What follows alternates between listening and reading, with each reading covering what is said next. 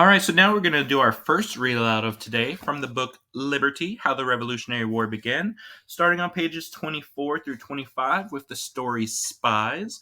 But then stay close because we're going to just go right into the next one, which is on the following two pages, and it's called One If by Land, Two If by Sea. Okay, so here we go, starting on page 24, Spies. What is a spy? Someone who secretly watches and gathers information about an enemy's actions and plans. A spy could be anyone. The young boy who held a British officer's horse might listen to his conversation and report it to the Sons of Liberty. Some spies memorized the information they gathered so there would be no proof if they got caught. Others hid notes in their shoes, in hollow buttons, and even in bullets. Sympathetic ink, a kind of invisible ink, was used by both sides. So were ciphers and book codes. Ciphers were easy to write. You just substituted a different letter for each letter of the alphabet.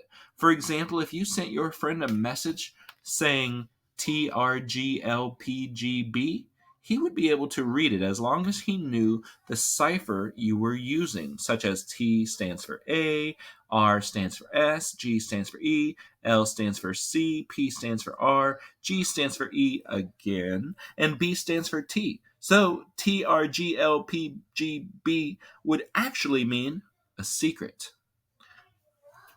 On page 25, it continues by saying, it wasn't unusual to use a cipher in colonial times. Many people, in fact, including Thomas Jefferson himself, wrote their private letters in cipher. Benjamin Franklin didn't. He said he could never remember the key. A book code was different from a cipher. The spy and the person to whom he was writing had copies of the same book, usually a dictionary, and numbers were used, and each group of numbers stood for a word. They told where in the book that word could be found. The first number told the page, the second the line, and the third, well, which word on the line. The spy would compose the coded message by using his copy of the book, and the other person would figure it out by using his copy. The adventures of many successful spies will always remain secrets, but some famous spies of the Revolutionary War, like Nathan Hale, are still honored for their courage and loyalty. Others, like Benedict Arnold, who betrayed his country, however, are remembered with scorn. So if you want to read the captions underneath the photos, that would be perfect. We're going to continue on to pages 26 and 27 with another read aloud, which is called One If by Land, Two If by Sea. One day, two young men in old brown suits with red handkerchiefs tied around their necks strolled out of Boston.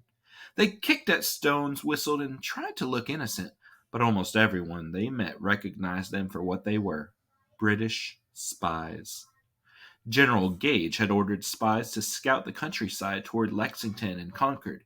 He thought the colonists had guns and ammunition hidden in the area, and he also suspected that two important leaders of the Sons of Liberty, Samuel Adams and John Hancock, were hiding nearby.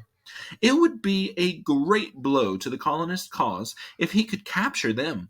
Until they are sent home prisoners, General Gage wrote, I fear we shall have no peace. Finally, his plans were ready. Hoping to surprise the Americans, he gave the order to attack at night on April 18th, 1775. But the Americans were ready for him. Two lanterns were hung in the steeple of Old North Church to warn that the redcoats were on the march. Paul Revere saw the signal. He hurried to the Charles River and was rowed across by a friend. When they reached the other side, Revere borrowed a horse, leapt into the saddle, and galloped off toward Concord to give the alarm. The regulars are out! He yelled and raced on. The regulars were the British troops. When men heard his shout, they dressed quickly and loaded their muskets. Meanwhile, the redcoats were hurrying down to the docks. Boats ferried them across the Charles. At the other side, there wasn't any dock.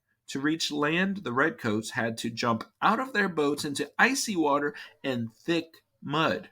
The first men to wade ashore just stood there, freezing and miserable, until all the rest had finally arrived.